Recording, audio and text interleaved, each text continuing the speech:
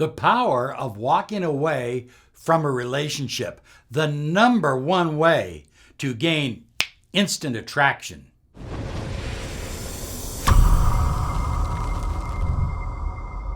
Hi everyone, Robert Zink, Miracle Mentor and Alchemy Life Coach. And today we are soaring high like a big beautiful eagle, and we're flying in the direction of your dreams and your goals. On this channel, we believe you deserve the money you desire, the love you crave, and the health and happiness that you depend on. So we're talking about walking away from a relationship as a strategy to increase attraction, but also as a strategy to empower yourself and raise your own personal vibration. So there are three reasons, primary reasons, why you might want to consider walking away from a relationship. So high flyers, the number one reason to walk away from any relationship, even relationships that aren't emotional relationships, friendships, or that kind of thing, is to reboot your energy system, to get in touch with your core, who you are. Why am I here? What is my purpose? What is my mission? Maybe even use this time to meditate on your dreams and goals. Some of those dreams and goals you've long given up on, you've forgotten about, but they're still there. They're still within you. So you need to get true to yourself. You need to reboot your energy system. And sometimes in a relationship, walking away, it's painful, but it's the most effective way to reboot your own energy system. And by the way, it reboots the relationship, because while you have a chance to work on yourself, the person that you're walking away from now has an opportunity to look in the mirror and work on themselves, work on whatever they're going through, whatever they're up to, what their life is about. So that in the future, if the two of you do get back together, it's a better relationship. It's a new relationship. It's a new start. It's fresh. It's not the same old problems, the same old pain, the same old arguments. We want to get away from the past. And the way you get away from the past is to move upward, to soar like a beautiful eagle within yourself, being true to yourself and focusing on your own vibration. Well, reason number two is that maybe you've been emotionally needy in the relationship. You've been crying and whining and complaining. Maybe in the relationship, you've been texting at all hours. You've been drunk dialing. You've been stalking. You've been doing all of those things that create a lower vibrational vortex. It really does. It literally pushes the other person away from you. So before that other person, whoever it is, says, look it was fun, but I don't love you anymore. I've got to move on with my life. Before that happens, perhaps it's time to reboot. Perhaps it's time for you to walk away. You see, that is the last thing somebody expects. When you've been needy, especially if it's gone on for years, you've been needy and needy and needy, and all of a sudden you say, hey, I'm walking out of this thing because I need some space. I need to re-examine what my life is about. And during that time, you work on yourself. You work on this neediness and turn it into power, and turn it into confidence, and turn it into self-love. Say it right now. I love myself. Oh yeah. Well, high flyers, the third way, there's kind of a caveat to the third way, is if the relationship has been emotionally abusive.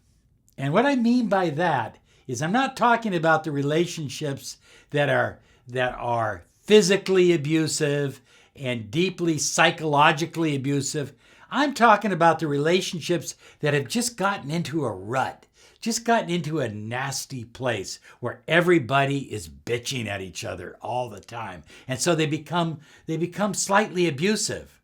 If you don't want to see the relationship continue to spiral downwards, then it's time to walk out and change the vibration and give yourself the space and time you need. But more importantly, give your partner the space and time that he or she might need to reframe their life, to put their values back into perspective. Because that's oftentimes what it is. It's about beliefs and it's about values. High flyers, what I like about this is as you reboot, as you walk away, I know it's tough. I understand it's going to be difficult. But as you do that, you rebuild personal power. Take a deep breath. You rebuild that confidence, maybe the confidence that you had years ago, but you lost. And more importantly, you refocus the clarity of your intentions. Why am I here? What do I really want to do with my life? Look, you and I are in a predicament. We don't know when our lives will end. So doesn't it make sense to live your life to the fullest extent right now? To get the most out of your life? And sometimes you have to walk away from a situation that is disempowering to turn it around and make it empowering. Now, high flyers, walking away does not say never. It's not about saying never. It might be. If you're in a seriously abusive relationship, it might be, it certainly should be, about saying never. Or at least until there's some therapy or some help involved. But aside from that, I'm not talking about those kind of relationships. Aside from that, walking away isn't about saying never. It's about saying no more. No more. No more bitching, no more anger, no more disbelief, no more lack of trust, no more lack of respect. That's what walking away is about. And it applies to your partner as well as yourself. Your partner may be disrespecting you, but if you're taking it, if you're accepting it, maybe even embracing it, then you're disrespecting yourself. So it's not about saying never, it's about saying no more. The power of walking away, what it does is it breaks state with old relationship habits. It gives you time to clear and reset and start new. So high flyers, walking away will bring you a big shift, a huge shift in your life and in your future relationship. Walking away brings about instant attraction, instant confidence, and instant personal power. When you walk out that door and you shut the door and I've been needy, I just didn't think I could do this, and you drive off, all of a sudden you've got some personal power that you never had before or that you surrendered along the way. Now, high flyers, listen, you don't walk away and then get to your friend's house where you're going to stay or go to your parents' house or go to your buddy's house and then call your relationship crush up and say, hey, I'm over at my friend's house. You want to get together tonight? You don't do that. You don't do it at all. You go quiet. Total quiet. I prefer for 28 days. That's how long it really takes a cycle to change. But that's only if you are seriously working on yourself and doing self-empowerment exercises and focusing on opening up to your highest potential. High flyers, go silent for 28 days. Now, at some point, the two of you are going to get back together and you're going to talk. You're going to go out to dinner. Maybe you're going to get together at each other's house or someplace, with a virus going around. Who knows how things are anymore. But at some time, that's going to happen. Okay, so follow me on this. High flyers, really change is not words.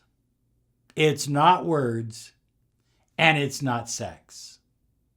If you went through a 28-day period, a rebooting period, a cleansing period, an empowering period, and then all of a sudden you come back and have sex one night, but there's no commitment, there's no I love you, there's no let's do this together to ensure we have a great relationship. There's no taking it to the next level. If there's none of that, it's just sex. I don't care what you tell me. I have a client right now. She's arguing with me. And guess what? She had sex with her boyfriend. He invited her over. He told her all these beautiful words. And they had sex. They spent the night together. And now she hasn't heard from him in over a week. Same old habits. Same old BS. You get what I'm saying? Nothing changed because she believed that sex was an answer or that words were an answer. Now, I'm not saying you shouldn't have nice words in conversation, but let's see action. If you say you're going to do something, do it. If your partner says, well, I really want to make a commitment, I really want to make a commitment to a better relationship, then what kind of actions are necessary to make that come about? You want to see actions before you come home. So beautiful souls, high flyers, consider walking away from your relationship. If it's toxic, if it's abusive, if you've been engaged in personal neediness, if there's been cheating, and if you've surrendered your personal power, consider walking away and do it sooner than later. And during that time apart, feed yourself positive beliefs, positive thoughts, positive emotions. Read as much Neville Goddard as you possibly can, Dr. Wayne Dyer, and other positive podcasts. Begin healing yourself and allowing the other person to heal themselves as well. Now, if we can help you, claim your 30 minutes of miracle mentoring and Alchemy life coaching absolutely free. Find out what a life coaching mentoring program that is based on the law of attraction can do for you. Visit us at lawofattractionsolutions.com. Now, here's some other videos I know will help you on your journey.